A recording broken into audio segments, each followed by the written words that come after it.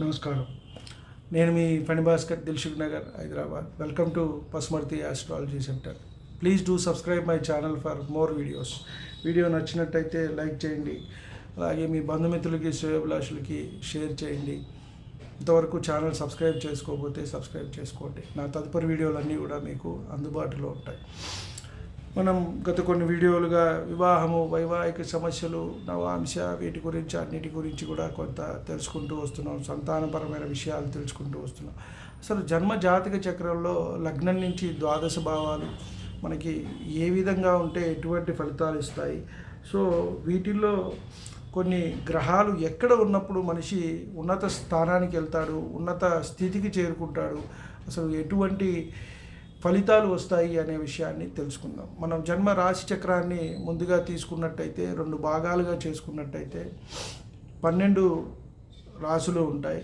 6 వీటిల్ని లగ్నం నుంచి మనం చూసుకున్నట్టయితే కొంత భాగం దృశ్య భాగం అని, అలాగే లగ్నం నుంచి వెనక్కి చూసుకున్నట్టయితే అవి అదృశ్య భావం అని కూడా మనం చెప్తూ ఉంటాం.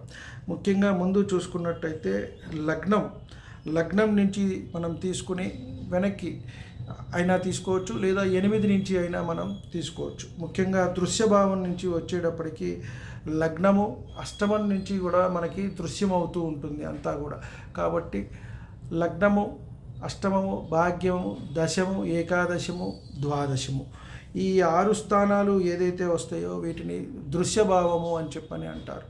కాబట్టి ఈ దృశ్యభావంలో ఉన్న గ్రహాలు మనిషిని అత్యున్నత స్థానానికి తీసుకెళ్తాయి. కాబట్టి ఎక్కువగా ఈ స్థానాల్లో గ్రహాలు ఉంటే కనుక వాళ్ళు ఎక్కువగా వారు చేసే కృషి యందు పేరు ప్రఖ్యాతులు పొందటము, అలాగే ఉన్నత స్థితికి చేరుకోవటము, ఏ రంగాల్లో ఉన్నా కూడా గుర్తింపు అనేది వీరికి ఉండటము, ఆయా గ్రహదశలు వచ్చినప్పుడు వారు ఎక్కడో చాలా అట్టడుగు స్థాయిలో ఉన్నా, లేదు వీరు ఇంకా ఏవి చేయలేరు, లేదు అని అనుకున్న వాళ్ళు సడన్గా రైజ్ అయిపోవటం అనేది జరుగుతూ ఉంటుంది. కాబట్టి ముఖ్యంగా లగ్నం నుంచి మనం వెనక్కి తీసుకున్నా పర్వాలేదు, లేదు లగ్నం నుంచి సప్తమం మనం ఎదుర్కొండా అవుతుంది కాబట్టి ఆ తర్వాత తీసుకుంటే దాన్ని మనం దృశ్యభావము అని చెప్పని అంటారు.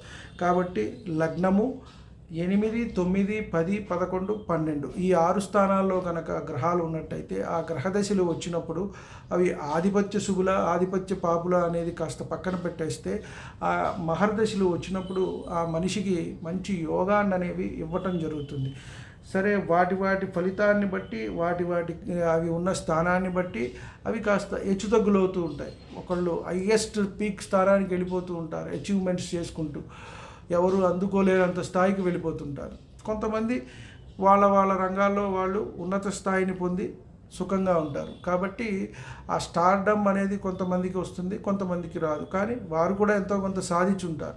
క్రికెట్లో ఇప్పుడు సచిన్ టెండూల్కర్ ఉన్నారు, అలా సినిమా రంగంలో అమితాబ్ బచ్చన్, అలాగే షారూఖ్ ఖాన్, అలాగే ఎన్టీ రామారావు గారు, అలాగే మనకి చూసుకున్నట్టయితే కొంతమంది గొప్ప నటులు ఉంటారు. వాళ్ళు అలాగే గొప్ప ఏవైనా సాధించిన వాళ్ళు క్రికెట్ రంగంలో కానివ్వండి, రాజకీయ రంగంలో కానివ్వండి, అలాగే కొంతమంది సైంటిస్టులు, అబ్దుల్ కలాం గారు కానివ్వండి, ఇలాంటి పేరు ప్రఖ్యాతులు కొంతమంది అందరి నోట్లో కూడా నానుతూ ఉంటాయి. ఎప్పుడు మనం నిత్యం కూడా మాట్లాడుకునే వాళ్ళందరూ ఉంటారు కొంతమంది. కాబట్టి వీరి ఆ దృశ్యభావంలో గ్రహాలు ఉండటం, ఆ గ్రహదశలు రావటం, వాటి వల్ల వారు ఉన్నత స్థానానికి చేరుకోవటం అనేది జరుగుతూ ఉంటుంది. అలాగే అదృశ్య భావము అంటే 2 నుంచి ఉన్నవి. లగ్నాత్ ద్వితీయం 2, 3, 4, 5, 6, 7 వరకు, అంటే రాశి చక్రాన్ని మనం 12 భావాలుగా తీసుకుంటే 6, 2 నుంచి 7 వరకు ఉన్న భావం అదృశ్య భావం. కాబట్టి ఈ భావంలో ఉన్న గ్రహాలు కాస్త తక్కువ ఫలితాలు ఇస్తాయి అని చెప్పటం. పూర్తిగా ఇస్తాయి, పూర్తిగా నిర్మూలించేస్తాయి, అసలు అవి ఫలితాలే ఇవ్వని కాదు. కాబట్టి వీళ్ళు తక్కువ ఫలితాలు ఇస్తాయి అని మాత్రమే మనం చెప్పుకోవచ్చు. వీళ్ళు సాధారణమైన స్థాయిలో ఉన్న కొంత స్థాయికి చేరుకుంటారు, ఇబ్బందులు లేకుండా వారి జీవన విధానం అనేది సాగుతూ ఉంటుంది. మిగతా వారి లగ్నానికి వచ్చిన ఆధిపత్యాలు, అలాగే ఆ గ్రహస్థితిని బట్టి వారు ఎంతవరకు ఏ స్థాయి వరకు చేరుకుంటారు అనేది మనం చెప్పవచ్చు. ముఖ్యంగా తీసుకున్నట్టయితే ఇవి దృశ్యభావంలో ఉన్నట్టయితే గ్రహాలు మనకి అవి అత్యున్నత స్థాయిని తీసుకెళ్తాయి. అది అష్టమంలో కానివ్వండి, భాగ్యంలో కానివ్వండి, దశమంలో ఉంటే వృత్తి ఉద్యోగాలు వ్యాపారాల్లో అలాగే సమాజంలో మంచి పేరు ప్రఖ్యాతులు అనేవి గడిస్తారు ఆయా దశలు వచ్చినప్పుడు. ఆ గ్రహ దశలు అక్కడ ఉన్నప్పుడు మరి వాటికి వచ్చిన ఆధిపత్యాలను బట్టి శుభాశుభాలు, కేంద్ర కోణాలు, స్థితి యుతి దృష్టి ఇవన్నీ మనం పరీక్షించుకుని కేంద్రాలు ఉందా, కోణాల్లో ఉందా, ఆధిపత్యం ఏంటి, వీటిని బట్టి మళ్ళీ వాటి హెచ్చుతగ్గులు అనేది మారుతూ ఉంటుంది.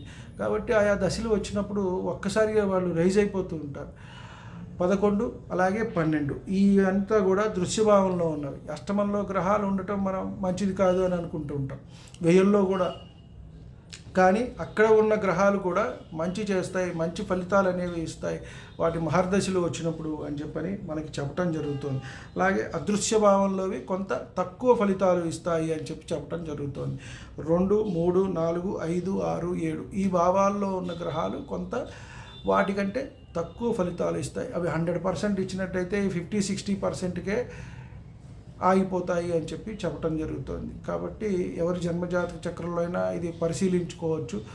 ఎందుకంటే ఇవన్నీ కూడా కొంత సాధన చేసి, కొంత రీసెర్చ్ చేసి, మనం పెద్దలు చెప్పినవి అన్నీ కూడా పరీక్షించి చెప్తూ ఉన్నాయి. కాబట్టి వీటి మీద సందేహం ఉంటే మీరు పరిశీలించుకొని జన్మజాతక చక్రాన్ని ఒకసారి ఏమన్నా మీరు మెసేజ్ పెట్టవచ్చు. అలాగే వీడియో నచ్చినట్టయితే లైక్ చేయండి, మీ బంధుమిత్రులకి శ్రేయోభిలాషులకి కూడా షేర్ చేయండి. వీడియో నచ్చినట్టయితే సబ్స్క్రైబ్ చేసుకోండి. నా తదుపరి వీడియోలు అన్నీ కూడా మీకు వస్తూ ఉంటాయి. మరికొన్ని వీడియోలు తర్వాత, ఈ వీడియో తర్వాత వృత్తి, అలాగే పితృయోగము, ఎవరు విదేశాల్లో ఉద్యోగం చేస్తారు, ఎవరు విదేశాల్లో స్థిరపడతారు, ఇలాంటివన్నీ కూడా తెలుసుకునే ప్రయత్నం చేద్దాం. ఆ తర్వాత ఒక్కొక్కటిగా లగ్నం నుంచి ద్వాదశ భావాల వరకు ఎలాంటి ఫలితాలు ఉంటాయి, మనకి ఆ భావాలు ఎలా ఉంటాయి అనే విషయాన్ని తెలుసుకునే ప్రయత్నం చేద్దాం వచ్చే వీడియోలో. నమస్కారం.